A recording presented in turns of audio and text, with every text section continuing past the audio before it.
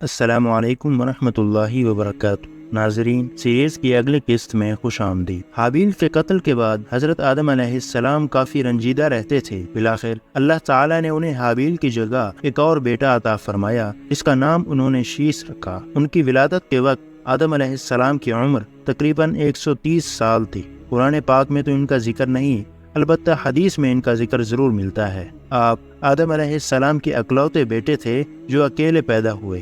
آپ علیہ السلام کی شکل ہو بہو اپنے والد سے ملتی تھی۔ آدم علیہ السلام نے آپ کو بہت سے مخفی علوم سکھائے تھے، آپ کو اوقات اور دن رات کی گھڑیوں کی پہچان کروائی، درس و تدریس اور تبلیغ کے طریقے بتائے، اور اس کے علاوہ طوفان نوح سے بھی آگاہ کیا جو بعد میں آنے والا تھا۔ آدم علیہ السلام کے بعد انہیں پیغمبری سے نوازا گیا۔ آپ علیہ السلام پر 50 صحیفے نازل ہوئے۔ آپ علیہ السلام کی اولاد بھی آپ کی طرح مطیع اور فرما بردار تھے اور بھلائی کے کاموں میں مشغول رہتے تھے۔ آپ علیہ السلام کو تمام عالم انسانی کا باپ بھی مانا جاتا ہے کیونکہ آپ ہی سے انسانی نسل آگے چلی تھی۔ آپ علیہ السلام قابیل کی نسل کی گمراہی پر فکر مند رہتے تھے جنہوں نے اپنے باپ کا بت بنا کر اسے پوجنا شروع کر دیا تھا۔ حضرت آدم علیہ السلام نے حکم دیا تھا کہ اولاد شیس بنو قابیل سے دور رہے، ان سے کوئی میل جول نہ رکھے اور نہ شادی بیاہ کرے۔ ایک طویل عرصے تک یہ علیحدہ رہے، لیکن ایک دن انہوں نے سوچا کہ اپنے چچا زاد بھائیوں کی بھی خبر لی جائے۔ چنانچہ بنو شیس کے 100 بندے بنو قابیل کی طرف گئے۔ وہاں انہیں عورتوں نے اپنے دام میں پھانس لیا اور یہ وہیں کے ہو کر رہ گئے۔ اس کے بعد اور لوگ بھی آئے، وہ بھی یہیں کے ہو کر رہ گئے۔ یہاں انہوں نے فسق و فجور اختیار کر لیا اور گمراہ ہو گئے۔ بالآخر طوفان نوح میں یہ سب لوگ ہلاک ہو گئے۔ حضرت شیس علیہ السلام کیونکہ اکیلے پیدا ہوئے تھے تو اللہ تعالیٰ نے آپ کے لیے جنت سے ایک حور بھیجی۔ روایات میں ہے کہ وہ حور عربی زبان بولتی تھی۔ آدم علیہ السلام نے آپ کی شادی اس حور سے فرما دی اور ہمارے پیارے نبی حضرت محمد صلی اللہ علیہ وآلہ وسلم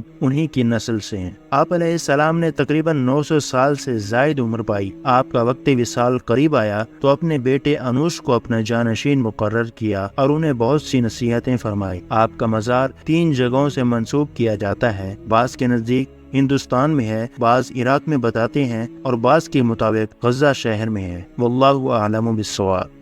حضرت آدم علیہ السلام جب جنت سے دنیا میں تشریف لائے تو اس کے بعد زمین پر چند تبدیلیاں پیش آئیں۔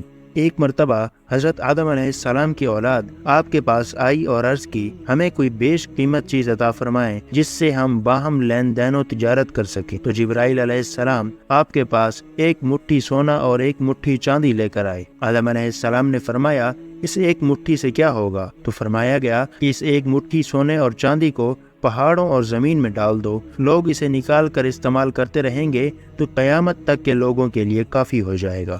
جب حضرت آدم و حوا علیہم السلام لغزش کے مرتکب ہوئے اور زمین پر لائے گئے تو اللہ تعالیٰ نے بطور سزا ان کے ساتھ زمین پر چند مشکلات بھی نازل فرمائی۔ انسان کو کھانے کے لیے طرح طرح کی مشقت میں ڈال دیا۔ جب تک انسان اچھی خاصی مشقت نہ کرے اسے کھانا نہیں ملتا۔ اس دنیا کو اولاد آدم کے لیے صعوبت زدہ قید خانہ بنا دیا۔ اولاد آدم پر شیطان اور اس کے چیلوں کو مسلط کر دیا۔ پہلے آدم علیہ السلام کا جسم چاندی کی طرح چمکدار تھا، لیکن گندم کھانے کے بعد ان کا جسم تاریک ہو گیا، جو بعد میں آہستہ آہستہ کچھ حد تک زائل فرما دیا گیا، لیکن ان کی اولاد میں یہ اثر آج بھی موجود ہے۔ اما حوا اور ان کی بیٹیوں کے لیے حیض و نفاس کی مشقت پیدا فرما دی۔ ان کے لیے 9 ماہ تک حمل کی مشقت اور بچے کی پیدائش کے وقت تکلیف رکھ دی گئی۔ عورت کو مرد کے تابع کر کے اس کا درجہ کچھ کم کر دیا گیا۔ شوہر کی وفات کے بعد عدت اور وراثت میں آدھا حصہ رکھا گیا۔ عورتوں کو ناقص العقل بنایا گیا اور ان کی گواہی کو مرد کی بنسبت آدھا درجہ دیا گیا۔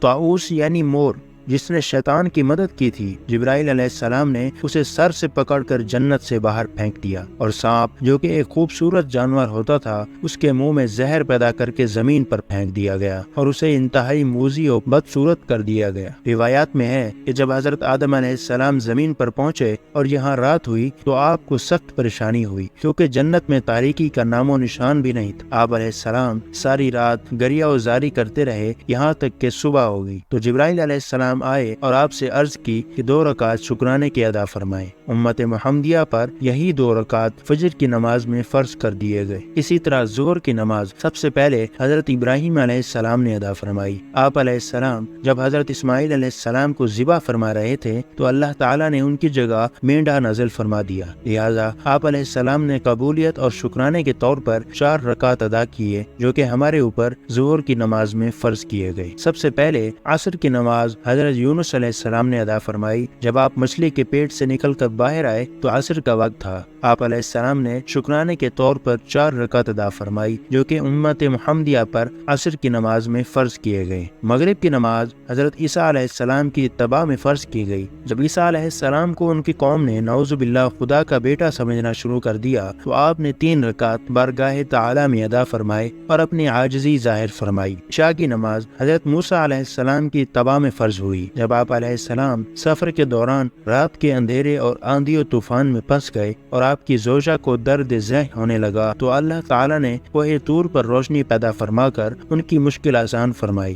لہٰذا آپ نے 4 رکعت شکرانے کے ادا فرمائے جو کہ ہمارے اوپر عشاء کی نماز میں فرض کیے گئے۔ حضرت آدم علیہ السلام جب زمین پر تشریف لائے تو سب سے پہلا گھر بیت اللہ تعمیر کیا گیا۔ بعض روایات میں ہے کہ اسے فرشتوں نے تعمیر کیا تھا۔ اسے بیت المعمور کہا جاتا ہے جو کہ طوفان نوح میں تیسرے آسمان پر اٹھا لیا گیا تھا۔ بعد میں اسی بیت المعمور کے عین نیچے حضرت ابراہیم علیہ السلام نے کعبۃ اللہ تعمیر فرمایا اور اس کے گرد طواف شروع ہوا۔ اسی طرح بیت المعمور کا بھی روزانہ 70,000 فرشتے طواف کرتے ہیں۔ حضرت آدم علیہ السلام کو پیدا کرنے کے بعد اللہ تعالیٰ نے آپ کی ذریت یعنی قیامت تک آپ کی نسل کو پیدا فرما کر آپ علیہ السلام کو دکھایا۔ فرشتوں نے جب اتنی کثیر تعداد دیکھی تو حیران ہو کر کہنے لگے کہ اس زمین میں تو اتنی گنجائش ہی نہیں۔ اللہ تعالیٰ نے موت کو پیدا فرمایا اور کہا کہ یہ سب لوگ یکے بعد دیگرے پیدا ہوتے اور مرتے رہیں گے۔ فرشتوں نے عرض کی جب یہ لوگ اپنے عزیز و اقارب کو مرتے ہوئے دیکھیں گے تو ان کو زندگی کا لطف تو نہیں مل سکے گا۔ تب اللہ تعالیٰ نے فرمایا کہ میں ان کے دلوں میں دراز عمری کی تمنا اور غفلت پیدا کر دوں گا۔ تو دوستو یہ تھی آج کی ویڈیو، امید ہے آپ کو پسند آئی ہوگی۔ اگر معلومات اچھی لگی ہوں تو ہمارے چینل کو سبسکرائب ضرور کریں۔ آپ کے تعاون کا بے حد شکریہ۔